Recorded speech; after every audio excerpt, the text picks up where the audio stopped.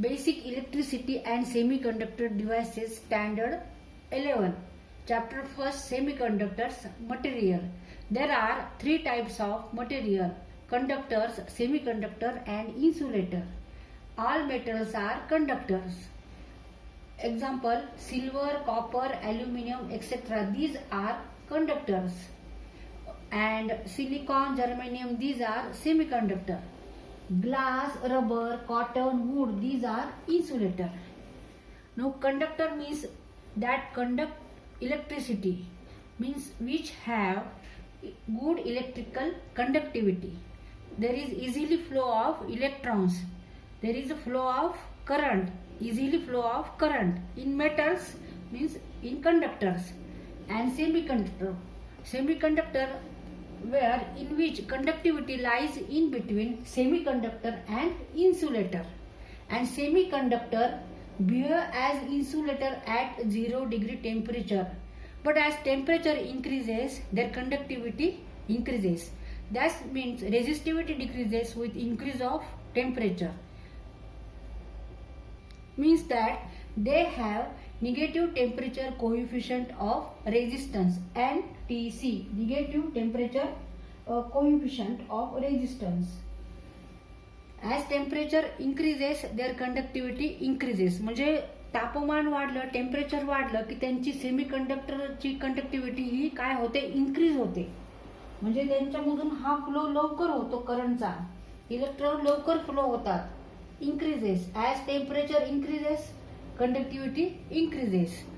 म्हणजेच आपण काय म्हणणार, रेझिस्टिव्हिटी डिक्रीजेस. जे रेजिस्ट करत होतं इलेक्ट्रॉन फ्लोला ती काय होणार आहे, डिक्रीज होणार आहे with increase of temperature. Resistivity decreases with increase of temperature.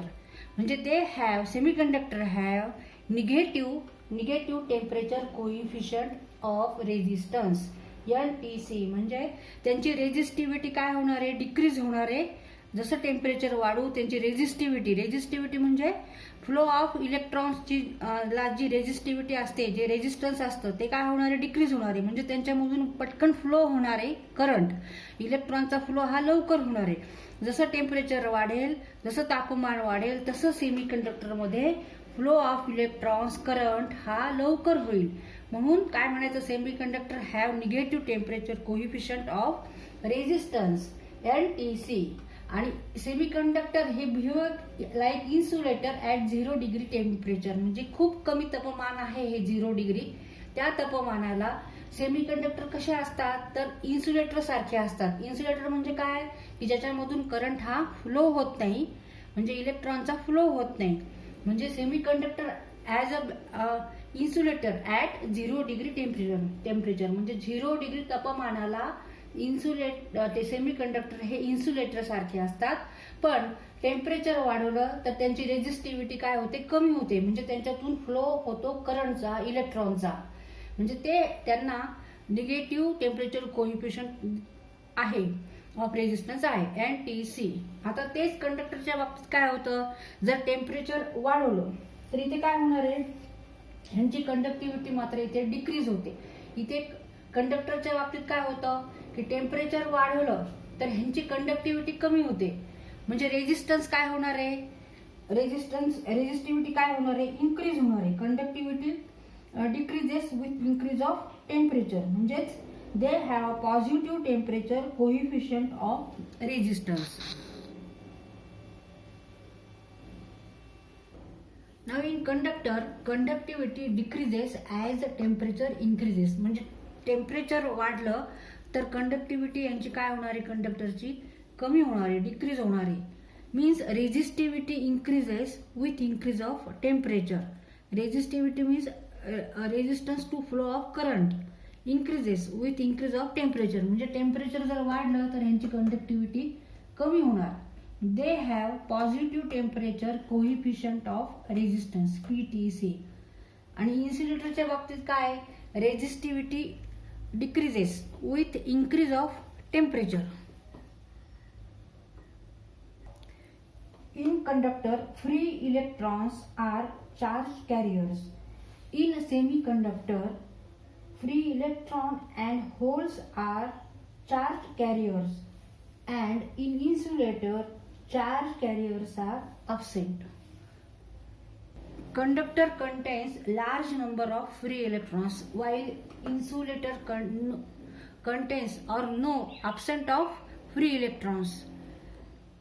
Conductivity of material depends on atom structure and the energy gap between valence band and conduction band. In other words, means that conductivity depends on number of free electrons available for carrying the current.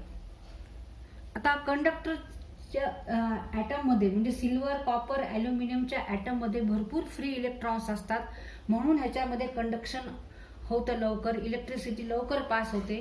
त्या इथे इन्सुलेटरच्या मध्ये मात्र free electrons नसतात, त्यामुळे तिथे conduction होत नाही इलेक्ट्रिसिटीचं, electrical करंटचं. म्हणजे कंडक्टिव्हिटी ही कशावर डिपेंड आहे, म्हणजे कोणतेही मटेरियल हे त्याच्यात कंडक्टिव्हिटी आहे का नाही हे कशावर डिपेंड आहे, तर ते मटेरियलचं जे ॲटॉमिक स्ट्रक्चर आहे त्याच्यामध्ये जे ॲटम्स आहेत त्यांचं स्ट्रक्चर कसं आहे आणि त्यांच्यामध्ये जो एनर्जी गॅप आहे व्हॅलेन्स बँड आणि कंडक्शन बँड ह्याच्यावर त्या मटेरियल ची कंडक्टिव्हिटी डिपेंड करते. म्हणजे त्यांच्यामध्ये फ्री इलेक्ट्रॉन्स आहेत का नाही ह्याच्यावर कंडक्टिव्हिटी ठरत असते.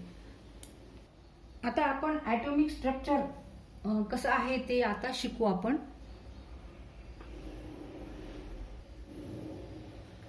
Conductivity of material depends upon atomic structure and energy gap between valence band and conduction band.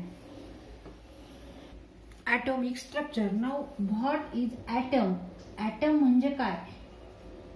The atom is the smallest particle of that material. म्हणजे सगळ्यात छोटा कण म्हणजे item. The central part, atom consists nucleus in a central part. Now this is called nucleus, and nucleus contains